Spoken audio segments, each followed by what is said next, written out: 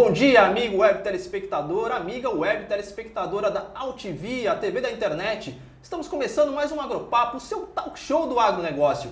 Hoje é quinta-feira, 14 de abril de 2016 e hoje é um dia especial, hoje é o Dia Internacional, Dia Mundial do Café. Então, uma homenagem aqui do Agropapo a todos os cafeicultores aí do país, do Brasil e do mundo. Bom, o Agropapo você já sabe, você acompanha o setor que vem sendo justamente a exceção positiva da economia brasileira nos últimos anos. Você fica por dentro da política, da economia, tecnologia, leis em torno do agronegócio e também de outros assuntos correlatos ao setor. Afinal de contas, o agro está presente em tudo no nosso dia a dia. Você acompanha também reportagens e entrevistas sobre gastronomia, saúde, moda, entretenimento, turismo rural, enfim, N assuntos que circundam o agronegócio e o nosso cotidiano. Bom, e nesta edição de hoje, mais do que especial, além do Dia Internacional Mundial do Café, eu tenho aqui o grande prazer e a grande satisfação de receber o ministro Roberto Rodrigues, coordenador de GV Agro, talvez a maior autoridade aí, referência no agronegócio brasileiro. Menos. Imagina, ministro. Muito obrigado pela sua presença, uma satisfação contar contigo aqui no Agropapo. Prazer é meu. Muito obrigado pela oportunidade, viu, Ronaldo? Muito bem. Doutor Roberto Rodrigues, é inevitável a gente começar por esse assunto, mas eu gostaria que o senhor pontuasse, fizesse uma avaliação aí, as principais entidades, lideranças aí do agronegócio, organizações, associações, estão de maneira pública expressando o apoio ao impeachment aí da administração federal. Verdade. Mobilizando até produtores para ir a Brasília nesse próximo domingo. Qual que é a avaliação do senhor em cima desse assunto? É isso mesmo. A classe rural, que tem sido o sustentáculo, como você disse muito bem na sua apresentação, da economia brasileira, o agronegócio representa 1/4 do PIB nacional, gera 30% dos empregos do país inteirinho, 1/3 dos empregos, e é responsável pelo saldo comercial positivo do Brasil. Se não fosse o agronegócio, nós estávamos com um déficit comercial há muitas décadas. Então temos, sem dúvida, sendo o setor que salva a economia, também a área social com os empregos que gera. E não recebe desse governo um tratamento correspondente a essa condição. Ao contrário, né? Como a presidente da República, do seu primeiro mandato, quis controlar a inflação através da manutenção dos preços dos combustíveis congelados, ela conseguiu quebrar, ao mesmo tempo, a Petrobras e a agroenergia brasileira. Sim. Porque a Petrobras, porque comprava lá fora combustíveis por um preço, vendia aqui dentro por um preço mais barato. Então, cada litro de diesel gasolina vendido aqui era um prejuízo da Petrobras que destruiu a Petrobras. Sim. E, simultaneamente, impediu que o etanol tivesse valorização correspondente aos preços dos petróleos. Foi uma bala de prata ao contrário. Então foi um desastre. A presença dela no governo foi muito ruim. O setor, então, anda muito aborrecido com ela. Apesar de que a ministra da Agricultura, no segundo mandato, a presidente do CNA, senadora Cátia Abreu, fez um trabalho muito bem feito. Mas não adianta você ter um ministro bom num governo ruim. Sim. O governo foi ruim, ela não conseguiu dar os saltos que ela queria dar na agricultura. Então, sofreu junto conosco. Tomara que o setor rural, de maneira quase unânime, é por uma mudança do país. Tem que mudar. Né? Ninguém mais aguenta essa paradeira com falta de investimentos, com desemprego crescendo, com inflação, inclusive de alimentos, por circunstâncias alheias à nossa vontade, com crédito rural escasso e caro, enfim, todos os fatores que inibem o avanço do país como um todo e do agro em particular. É um cenário de desconfiança geral, né? É geral, desconfiança. Então, a mudança é necessária para criar uma nova expectativa. Agora uma coisa, doutor Roberto Rodrigues, diante desse cenário todo turbulento, desse quadro que nós temos observado aí, vamos dizer assim, de deterioração nos últimos anos, o agronegócio, querendo ou não, vem segurando as pontas, vem tocando, vem fazendo a sua atividade, desenvolvendo de uma maneira ali com regularidade, enfim, tudo mais, mas até quando, na avaliação do senhor, o setor aguenta esse tranco aí? Essa é a grande questão, Mauro, é a grande questão. Você tem toda a razão. Aliás, enfatizou isso na sua apresentação. O agro, com os empregos, com o saldo comercial, com o crescimento do PIB, o PIB do agro tem crescido sistematicamente muito mais do que o PIB nacional. Ou seja, se não fosse o agro, nós teríamos um PIB negativo muito maior do que estamos tendo agora, assim como o déficit comercial. Agora, é evidente que a crise é tão profunda que acaba atingindo o setor rural também. Sim. Os termos que eu coloquei: crédito rural, caro e escasso. perturbando o nosso avanço. A falta de uma estratégia consistente que contemple infraestrutura logística, que contemple uma política de renda com o seguro rural funcionando adequadamente, acoplado ao crédito rural e a preço de garantia, sem investimentos fundamentais em tecnologia para garantir a nossa competitividade, sem política comercial mais consistente, nós não vamos a lugar nenhum. Então, uma estratégia é fundamental, ao mesmo tempo em que políticas públicas de curto prazo razoáveis. E isso, infelizmente, não temos conseguido, apesar dos esforços da Cátia Abreu. De modo que, já em 2016, vamos ter problemas. Né? Tá. Aliás, problemas que só não surgiram antes por causa do câmbio. Perfeito. A própria desconfiança... Literalmente salvou a lavoura. Salvou a lavoura.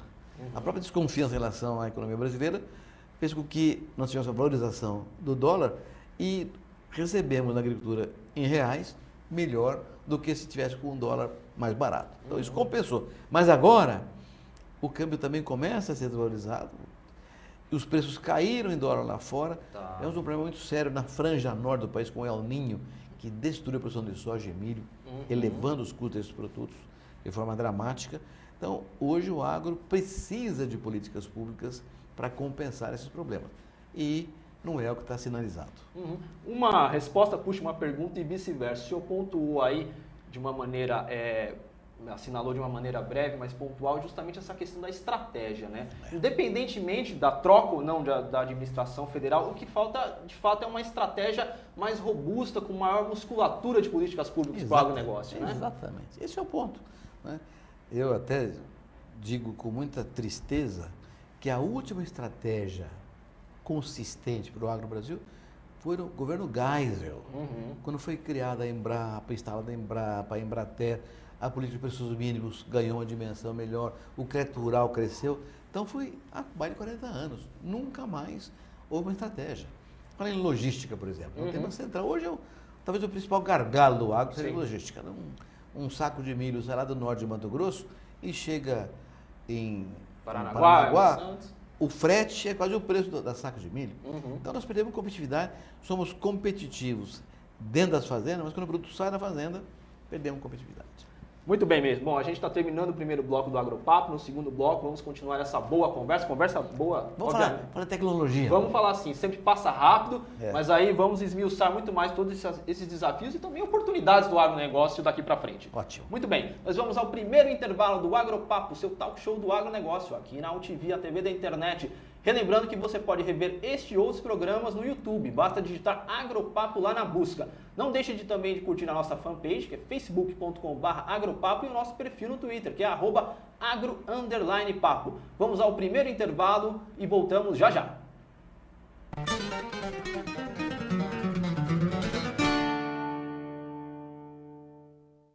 A população mundial tem crescido rapidamente e seguirá avançando nas próximas décadas. De acordo com a Organização das Nações Unidas para a Alimentação e Agricultura, até 2050 seremos 9,3 bilhões. Você sabe como vamos conseguir alimentar tanta gente? Entre outros fatores, consciência e manejo integrado às modernas tecnologias. A Andef protege a agricultura brasileira e defende essa causa. Andef, acreditar é o nosso alimento.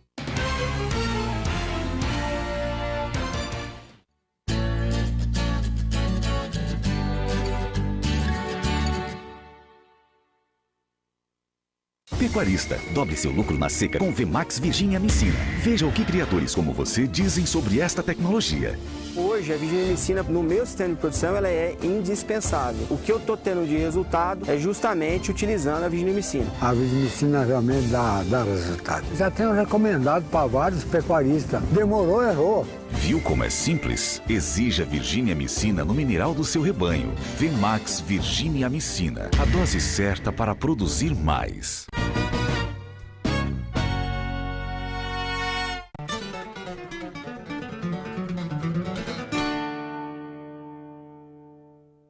Voltamos com o Agropapo, seu talk show do agronegócio aqui na UTV, a TV da internet. Relembrando que você pode rever este e outros programas no YouTube. Basta digitar Agropapo lá na busca. Não deixe também de curtir a nossa fanpage, que é facebook.com/agropapo, e o nosso perfil no Twitter, @agro_papo. O Agropapo também está no LinkedIn, Google+, Google+, basta nos procurar o nosso perfil nessas redes sociais. Bom, vamos continuar aqui a nossa boa conversa com o ministro Roberto Rodrigues, inevitável, uma vez ministro, sempre ministro. Doutor Roberto Rodrigues, o Agropapo também tem uma audiência também além do campo, uma audiência também nas cidades, um dos desafios. Isso é a coisa mais importante para nós. Muito bem. Nós precisamos falar para fora do campo. Nós costumamos dizer para a gente como são bonitinhos, importantes, fundamentais, mas é preciso que o cidadão urbano escute isso e compreenda isso também. Até pegando o gancho aí que o senhor pontuou muito bem, como é que o senhor avalia justamente a importância da comunicação para o agronegócio? Fundamental. Eu acho que você está fazendo aqui, o que você está dizendo aqui no Agropapo é fundamental.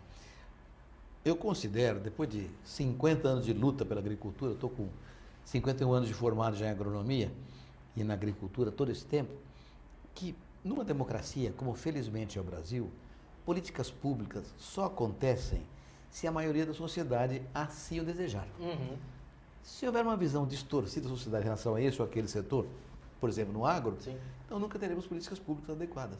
Então é fundamental que o cidadão urbano compreenda o papel da agricultura e mais do que isso, saiba que a relação entre o urbano e o rural é uma relação Intrínseca, né? é visceral. Somos irmãos siameses. Um não vive sem o outro. Né? O que eu vou produzir se não tiver quem consuma? Se não tiver produtor, o que o consumidor vai fazer? Então é preciso que haja essa compreensão da união muito profunda entre o campo e a cidade. Aproveitando, ministro, justamente essa audiência do Agropapo, que também fala com as cidades, fala com o público urbano, quem ainda não tem muita sintonia com o agronegócio, as novas gerações, tanto se fala aí dos millennials, né, e tudo mais, a garotada aí e tudo. A agricultura no Brasil deu certo por quê? Além do crédito, da tecnologia, o que mais teve aí que levantou, que nós somos aí competitivos, o agronegócio é o setor da economia brasileira que tem mais carimbos no passaporte? Olha, essa é uma pergunta interessante que eu ouço sempre lá fora. Eu sou hoje membro de vários conselhos de instituições ligadas à agricultura no mundo inteiro. Então, todo mundo pergunta, por que deu certo o agro? Acho que é uma coisa interessante. Porque o nosso setor fez um ajuste duríssimo no plano Collor e no plano real. Explicável. O plano Collor foi no dia 15 de março de 1990, quando o presidente Fernando Collor tomou posse, ele corrigiu as dívidas do agricultor por um índice de 82%. E os preços agrícolas por um índice de 42%. Então, o produtor que foi dormir com uma safra para colher no dia seguinte, que valia 120 e tinha uma dívida de 100, acordou devendo 182 e com uma safra para colher valia 170. Então, o plano Collor descasou o agricultor de uma forma brutal. Milhares de produtores quebraram. Milhares. Pequenos produtores no sul, no nordeste, médio e grande do sudeste, do centro-oeste, uma quebradeira. Calcula que mais de 150 mil produtores desapareceram nesse período. Certo. Um desastre. Quando, inclusive suas cooperativas, e o que vinha antes da porteira da fazenda, produtor de adubo, de semente, de máquina, todo mundo quebrou. Uma quebradeira, um dominó horroroso. Quando estava saindo do buraco, veio o Plano Real, em junho de 94, que deu outra cacetada, porque corrigiu as dívidas pela TR, as dívidas dobraram do ano para o outro, e os preços da dívida caíram 20%.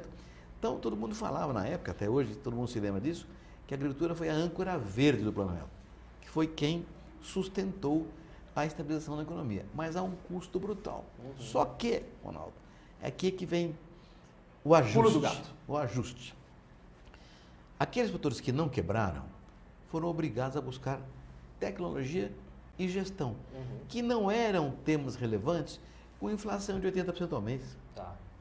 Mas com a economia estabilizada, era fundamental competir num cenário global altamente competitivo, altamente concorrencial. Então, se você vê os números, são fantásticos. 1990 para cá, em 25 anos, do Plano Collor até hoje, a área plantada com grãos no Brasil cresceu 53%. Perfeito. Mas a produção de grãos cresceu 260%. Ganho de produtividade 5 vezes enorme. mais. O que significa isso? Produtividade, tecnologia. E mais do que isso, economia de terra. Hoje, nós temos 58 milhões de hectares plantados com grãos no Brasil. Se tivéssemos hoje a mesma produtividade por hectare que tínhamos há 25 anos atrás, seriam necessários mais 78 milhões de hectares para colher a safra desse ano. Em outras palavras, nós preservamos 78 milhões de hectares. O que significa que a tecnologia agrícola brasileira é a mais sustentável do mundo. Ninguém fez um ajuste desse nos últimos 50 anos, no mundo inteiro. Tivemos um efeito poupa-terra imenso, né? Enorme, enorme. Sustentabilidade, que é um tema fundamental nos tempos atuais. Sem dúvida. Até aproveitando o tema, o gancho, na última terça-feira, na Exalc, teve um debate justamente sobre sustentabilidade. O Agropapo também esteve lá presente, acompanhando, cobrindo o evento. E se pontuou justamente que sustentabilidade é um bom negócio para o agricultor, né? Só que, todavia, até na fala do senhor, o senhor pontuou que, no fundo, ainda faltam políticas de incentivo. Hoje a coisa ainda caminha muito na base do comando e controle. Como é que é isso? É uma espécie de viés cultural nosso, né? Aqui, se você faz uma coisa errada, você paga uma multa. Se você faz uma coisa certa, você não ganha nada. Tá. Nos países desenvolvidos do mundo inteiro, mesmo na área ambiental, social, mesmo na economia, quem faz uma coisa adequada é premiado, tem bônus. Assim como quem faz errado tem ônus. Aqui não, só tem um ônus, não tem um bônus. Então eu luto há muitos anos por um programa que dê ao produtor rural vantagens se ele fizer o certo e desvantagens se é o errado. E não apenas desvantagem. Só a parte positiva. Só tem o inferno, não tem o céu para nós aí. Então, uma estratégia que contemple o lado positivo é fundamental para a gente avançar melhor na sustentabilidade ambiental, social e econômica também. Até agora aproveitando também, pegando um outro assunto que justamente está nessa seara, nessa esfera ambiental. Nós temos aí, de certo modo, uma volta na agenda das discussões em torno do Código Florestal. É verdade. Parece que era algo que já tínhamos passado a régua. Foi um ajuste, né? Exatamente, e está a carga de novo, teremos uma audiência pública no Supremo Tribunal Federal. Como é que o senhor vê isso? Temos riscos aí para a agricultura em torno dessa rediscussão? O Código Florestal não é uma lei perfeita, mas é uma lei equilibrada. Por que eu digo que ela é equilibrada? Porque ninguém gostou, nem os ambientalistas e nem os produtores rurais. Se os ambientalistas tivessem gostado só os ambientalistas, teria sido injusto para os produtores, e vice-versa. Né? Então, como ninguém gostou, é equilibrada. E ela saiu pelo meio, conseguindo, através do deputado Aldo Rebelo, um trabalho espetacular, montar um projeto de modernização sob o conceito da sustentabilidade, que é um conceito, hoje, inexorável. Temos que abraçá-lo com toda a força. Muito bem. Depois da promulgação da lei, que você diz muito bem, uma Procuradora-Geral da República substituta entrou no Supremo Tribunal Federal com um questionamento da inconstitucionalidade do Código. Da lei. E isso gerou uma demanda muito grande. Na segunda-feira, agora, dia 18, segunda-feira, semana que vem, vai haver uma audiência pública no Supremo para discutir isso. E é o ministro Fux que vai comandar esse processo, que o processo está com ele, que vai decidir se a lei é inconstitucional ou não. E nós vamos defender isso com unhas e dentes. Sim. É preciso manter a lei, porque conseguimos ter avanços.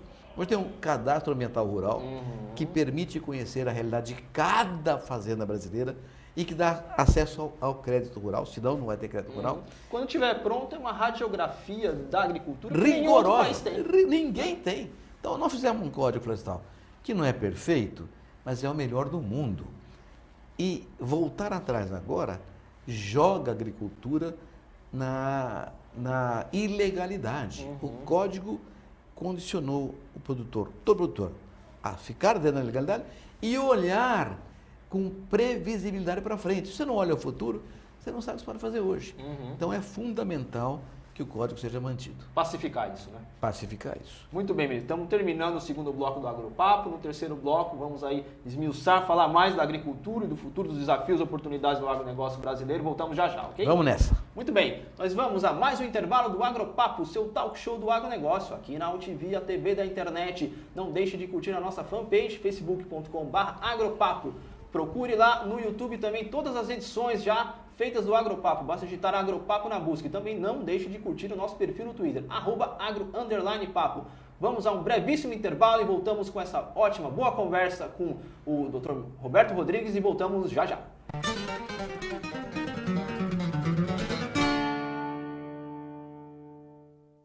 A população mundial tem crescido rapidamente e seguirá avançando nas próximas décadas. De acordo com a Organização das Nações Unidas para a Alimentação e Agricultura, até 2050 seremos 9,3 bilhões. Você sabe como vamos conseguir alimentar tanta gente? Entre outros fatores, consciência e manejo integrado às modernas tecnologias. A Andef protege a agricultura brasileira e defende essa causa. Andef, acreditar é o nosso alimento.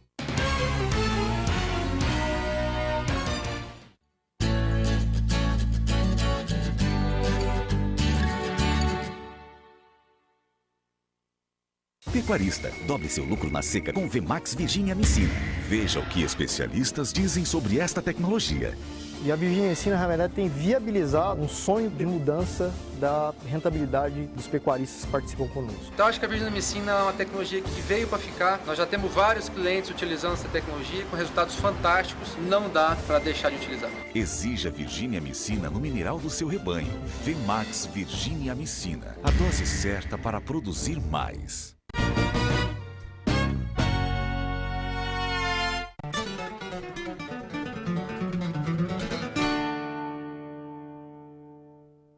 E voltamos com o Agropapo, seu talk show do agronegócio aqui na UTV, a TV da internet. Lembrando que hoje é quinta-feira, 14 de abril de 2016. Se porventura você estiver assistindo aí o nosso programa depois, não tem problema, porque saiba que o conteúdo do Agropapo é perene, duradouro, você não perde a essência aí da informação. Bom, vamos continuar aqui a nossa boa, ótima conversa com o Dr. Roberto Rodrigues. Dr. Roberto Rodrigues, o senhor também vem pontuando aí recentemente uma mudança que vem acontecendo aí de pensamento do produtor rural, que hoje é cada vez mais atento à modernização, à gestão do seu negócio, tem uma troca de mindset, vamos dizer assim, no campo, né? É verdade, é uma coisa interessante. O fato de a gente ter caminhado para a economia estabilizada e uma abertura comercial ampla, né, sem nenhuma proteção para o produtor brasileiro, exigiu que o produtor buscasse tecnologia e gestão para quê? Para ser competitivo. Uhum. Então, cada vez é mais presente a ideia de que para ser competitivo tem que ter tecnologia para ter produtividade alta. Perfeito. Então, isso é o que você está falando, que eu tenho percebido recentemente, é o seguinte. Até alguns anos atrás, vamos fazer uma imagem aqui, tentar ser didático nessa conversa com você. Até alguns anos atrás, o produtor queria plantar uma área de 100, com a melhor tecnologia, a tecnologia 100, precisava de um crédito 100. Uhum. Se o crédito fosse só de 80, o que ele fazia? Reduzia a tecnologia para 80 e plantava a área 100. Tá. Hoje, você tem um crédito de 80, ele usa a tecnologia 100 e planta uma área de 80. Uhum. Significa o quê? Ele só vai plantar o que ele puder plantar com o crédito disponível com a melhor tecnologia, porque só assim terá produtividade e será competitivo. E você tem toda a razão, isso é uma mudança de pensamento, é um changing mind. O produtor rural brasileiro, e não é todo mundo, é uma coisa universal, mas assim, as coisas começam assim mesmo, são as lideranças, as pessoas que estão mais à frente no processo de gestão, é que iniciam essas mudanças que ganham uma dimensão impressionante no país. Está acontecendo já isso. Eu acho que isso é uma coisa que vai dar ao Brasil mais condição de competir ainda. Até porque existe um tema, vale a pena referir aqui agora. A OCDE, que é a Organização de Cooperação para o Desenvolvimento Econômico, que é o maior think tank do mundo em economia, fez, no final de 2011, um estudo mostrando que até 2020, que é amanhã, é preciso aumentar a oferta de alimentos no mundo em 20%. Em 10 anos, 20% mais comida. Para quê? Para ter segurança alimentar. Por quê? Porque não há paz onde houver fome. De modo que segurança alimentar não é uma coisa trivial. É a única maneira de garantir a paz no mundo. Tem que garantir a paz com comida para todo mundo. Então, diz a OCDE, 20% em 10 anos. Parece fácil. Não é. Porque a União Europeia cresce só 4%. Canadá e Estados Unidos, no máximo 15%. A Oceania, 17%. Índia, China, Rússia, entre 25% e 26%. Média de 26%. Veja que são só os grandes países. E o Brasil, diz a OCDE, pode crescer 40%. Em outras palavras, é a primeira vez que acontece essa coisa universal. O mundo está pedindo o Brasil crescer 40% para que ele cresça 20% e haja paz universal. Sim. Então o Brasil é desafiado a ter um programa de atividades rurais, uma estratégia que gere emprego, gere riqueza, gere renda e excedente exportável para ser o campeão mundial da segurança alimentar e, portanto, campeão mundial da paz. Esse desafio está colocado para nós agora. Para isso tem que ter uma estratégia. Sem dúvida mesmo. A gente está caminhando para o desfecho aqui do Agropapo, pegando um gancho aí no diagnóstico do senhor. no fundo a gente avalia, a demanda está dada, vai acontecer. Exatamente. Agora, não estamos ficando fora aí das negociações internacionais, não estamos meio à margem disso? Seguramente. Infelizmente, nós perdemos esse trem. Já tivemos a liderança mundial no G20, que foi criado por nós, lideramos o G20 por muitos anos. Acabou o G20 e não tem mais nenhuma liderança. E isso é fundamental, porque hoje 40% do comércio mundial de alimentos acontece no âmbito de acordos bilaterais, país com país ou bloco de país com bloco de países. Não temos nenhum acordo bilateral com países importantes. O Chile tem 20, a Colômbia tem 40, o México tem 60. Estados Unidos e a União Europeia estão costurando um acordo de ciência, a União Europeia com a China. A TPP, que saiu agora, o Acordo Transpacífico, ficamos de fora. Então, nós estamos perdendo espaço e talvez perdendo mercado no futuro. Então, criar uma política comercial mais agressiva, em busca de acordos bilaterais, é fundamental, com a participação do setor privado, evidentemente. Muito bem, doutor Roberto Rodrigues. Está terminando a nossa boa conversa, como pontuamos antes, sempre passa rápido, enfim. É verdade. Eu gostaria, por favor, que o senhor deixasse 2 recados, um para o produtor rural e um também para o nosso público, aí, a audiência urbana das cidades. Eu imagino que deva ter aí um traço de cooperativismo na fala final do senhor. Eu diria uma mensagem só, viu, Ronaldo? Porque, na verdade, os brasileiros somos todos, rurais ou urbanos. Sim. Né? E eu, como falei antes aqui, somos todos filhos da mesma nação, da mesma raça, da mesma cultura, da mesma história. E dependemos um do outro visceralmente. Não pode haver produto rural sem consumidor, que compra sua produção. O consumidor morreria de fome se não houvesse produto rural. Então a nossa ligação é tão perfeita que a mensagem é uma só. É fundamental, é essencial no país como o Brasil, que pode, como pede a OCDE, crescer muito mais na produção de alimentos, mas também tem energia, no etanol, no biodiesel e em fibras, como algodão, etc., ter uma estratégia definida, com políticas públicas adequadas e uma ação privada consequente. Isso só funciona se todos nós, urbanos e rurais, trabalharmos em favor dessa estratégia. Vale a pena, porque assim o Brasil vai ser campeão mundial da paz. Pode ter desafio mais bonito do que esse, Ronaldo? Muito bem, não tem. Olha, eu quero mais uma vez agradecer a presença do senhor, a participação do senhor, foi uma grande satisfação para o Agropapo. Temos N assuntos para poder estar discorrendo, já deixo mais uma vez um convite para o senhor voltar publicamente, para o senhor voltar aqui no Agropapo e novamente agradeço. Agradeço eu e voltarei tantas vezes quanto me chamarem. Muito bem. Obrigado. E assim nós encerramos esta edição do Agropapo, seu talk show do agronegócio, aqui na UTV, a TV da internet. O Agropapo, que tem produção, direção e apresentação de Ronaldo Luiz, tem o apoio publicitário da Fibro Saúde Animal e da Associação Nacional de Defesa Vegetal, ANDEF, e a direção jornalística da UTV é do jornalista Alberto Luchetti. E assim encerramos esta edição e voltamos na próxima semana. Um abraço e tchau, tchau!